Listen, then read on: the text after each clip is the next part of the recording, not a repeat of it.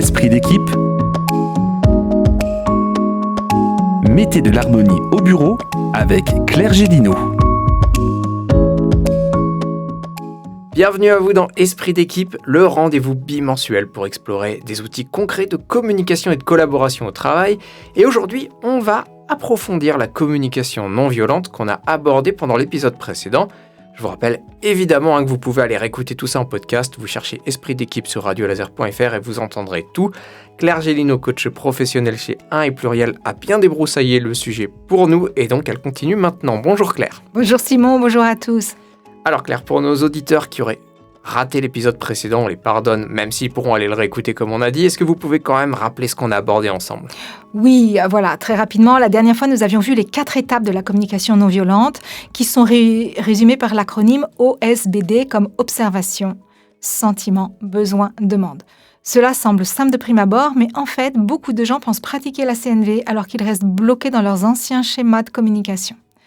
Donc aujourd'hui, on va affiner un petit peu plus la différence entre observation et jugement. Et puis on ira voir aussi le lien entre émotion et besoin. Ça s'annonce plutôt bien. On va commencer par la distinction entre observation et jugement. Pourquoi c'est important de la faire ? Eh bien, c'est important parce que notre manière de formuler une situation va déterminer directement la réaction de notre interlocuteur. Une observation factuelle ouvre le dialogue, alors qu'un jugement peut être perçu comme une attaque. Prenons un exemple. Si je dis « tu es toujours en retard aux réunions », c'est vraiment un manque de professionnalisme. Là, je suis dans le jugement. D'accord ? Si je dis « sur les 3 dernières réunions, tu es arrivé 10 minutes en retard », là, je suis dans de l'observation. Et c'est tout à fait différent. Dans le premier cas, je colle une étiquette négative à mon interlocuteur, manque de professionnalisme, ce qui risque de le mettre sur la défensive. Donc, on ne va pas être constructif. Dans le second cas, je me base sur des faits neutres et vérifiables, ce qui va faciliter la discussion. Donc, si on veut bien communiquer, il faut rester factuel. Absolument. Une bonne observation se contente de décrire une situation. Alors, il y a 3 choses à bannir. Les évaluations. Tous les adjectifs du style bien, mal, agressif, voilà. Par exemple, si vous dites « il m'a mal parlé », vous ne décrivez rien, vous évaluez. Il faut bannir également les exagérations ou les approximations, les toujours, les jamais, les trop peu. Tu es tout le temps en retard, tu ne fais pas assez d'efforts. Voyez ? Il faut préciser quand, à quelle occasion. Et puis, 3e chose, les globalisations. Les phrases du type « la direction n'écoute pas les salariés ». Voilà, tout ce qui englobe les personnes dans une généralité. Il faut toujours se demander, est-ce que ce que je dis pourrait être filmé ou mesuré objectivement ? Alors plus on va être précis, moins on ouvre la porte aux contestations ou au sentiment d'injustice. On va maintenant passer au lien entre émotion et besoin. Pourquoi c'est important en matière de CNV ? Eh bien, parce que nos émotions ne sont pas causées par les autres, mais par nos propres besoins. Arrêtons-nous un instant sur les émotions. Il est important de bien avoir en tête qu'une émotion est toujours positive, car elle nous apporte de l'information. Elle nous envoie un message qu'il nous appartient de décoder. C'est d'ailleurs un sujet que j'ai déjà abordé dans le podcast sur l'intelligence émotionnelle.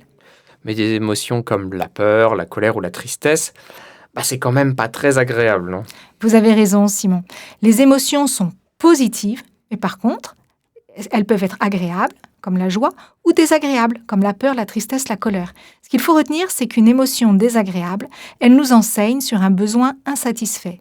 Si vous vous dites « mon manager ne me félicite jamais, ça me met hors de moi », en réalité, votre émotion, la colère ou la frustration, vient du fait que votre besoin de reconnaissance n'est pas satisfait.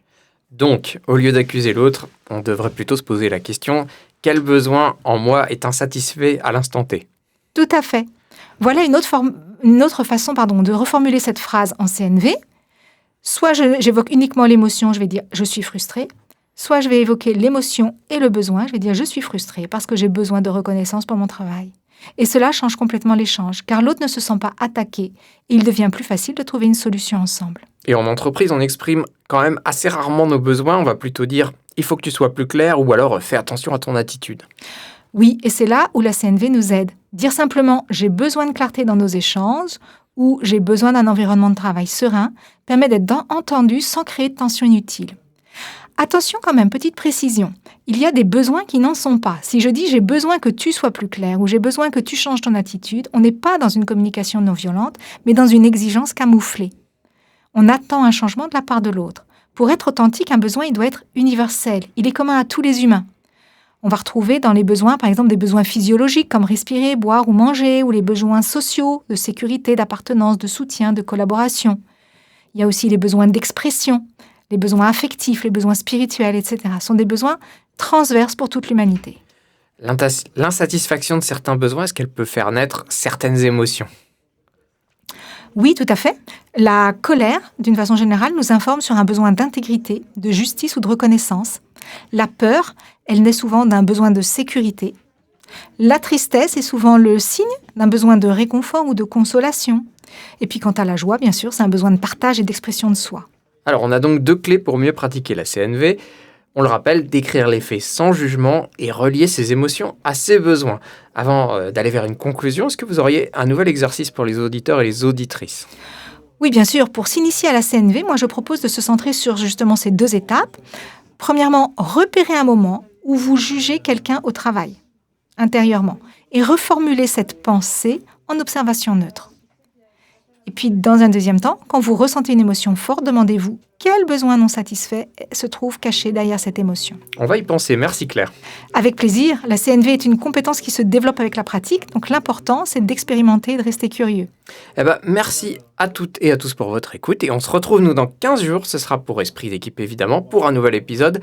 Et de quoi il sera question Claire ? Alors, dans 15 jours, nous aborderons la place de la vulnérabilité au travail. Merci à tous et à bientôt.